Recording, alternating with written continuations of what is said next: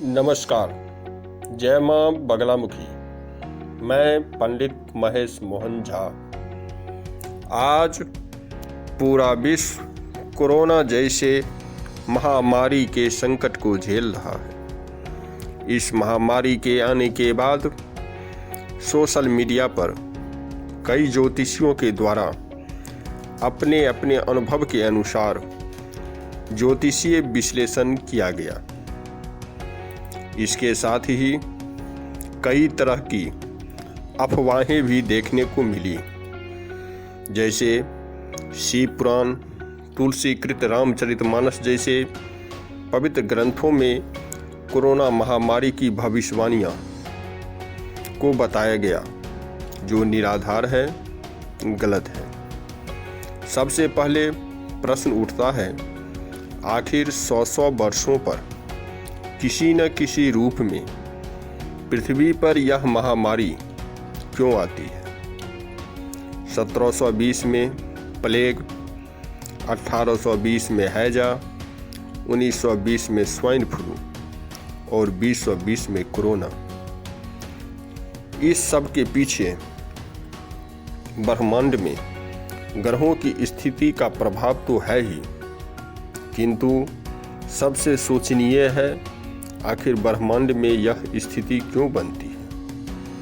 तो मैं आपको बता दूं, ईश्वर के द्वारा सृष्टि निर्माण के पश्चात मनुष्य के योग्य वातावरण प्रदत्त किया, साथ ही मनुष्य के जीवन यापन के लिए प्रकृति के द्वारा सीमित संसाधन प्रदत्त किया गया।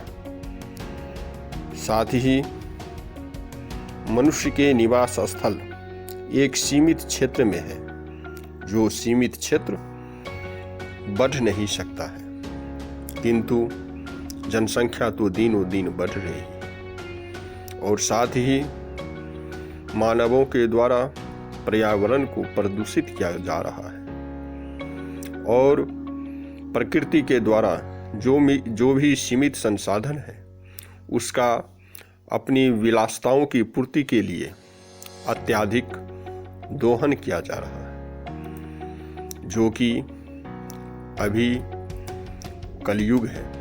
और कलयुग अभी बाल्यावस्था में है। अभी कलयुग का बहुत आयु बचा हुआ है, इसीलिए अभी पृथ्वी का विनाश संभव नहीं है। तो फिर समय से पहले इस पृथ्वी को कैसे बचाया जाए?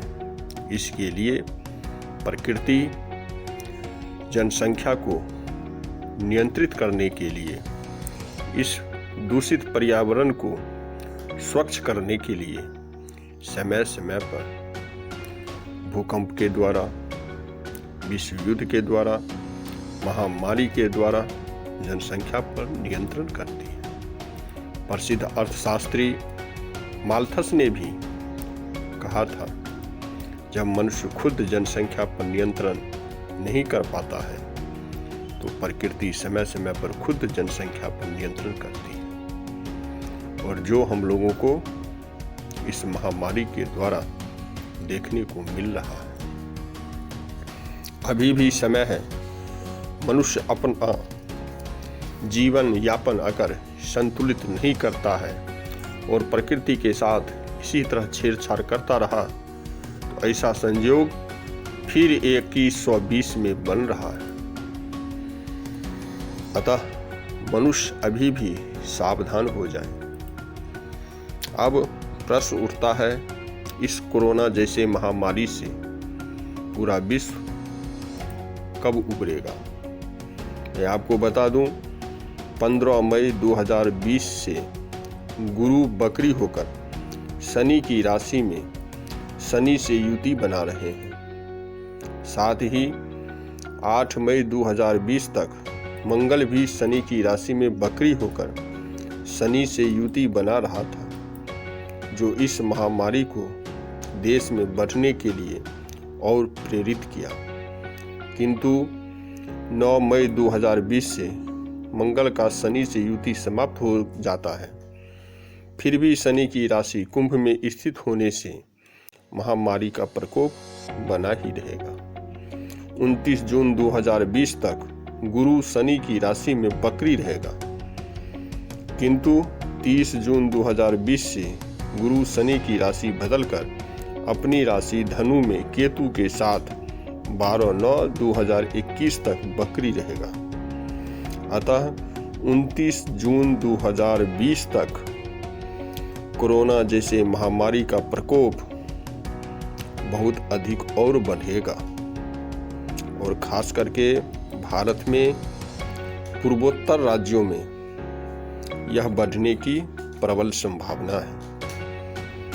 29 जून 2020 के बाद यह कुछ हद तक नियंत्रित होगा, किंतु 12 सितंबर 2021 तक स्थिति सामान्य नहीं हो पाएगा। 12 सितंबर 2021 के बाद ही स्थिति मनुष्य के जीवन यापन के लिए सामान्य हो पाएगा। साथ ही मैं यह भी बता दूं, इस महामारी से पूरे विश्व को उबरने के लिए मां बगलामुखी का महामंत्र ओम ह्लीं बगलामुखी सर्वदुष्टानां वाचं मुखं पदं स्तंभः जिह्वां कीलः बुद्धिं विनाशः ह्लीं ओम स्वाहा।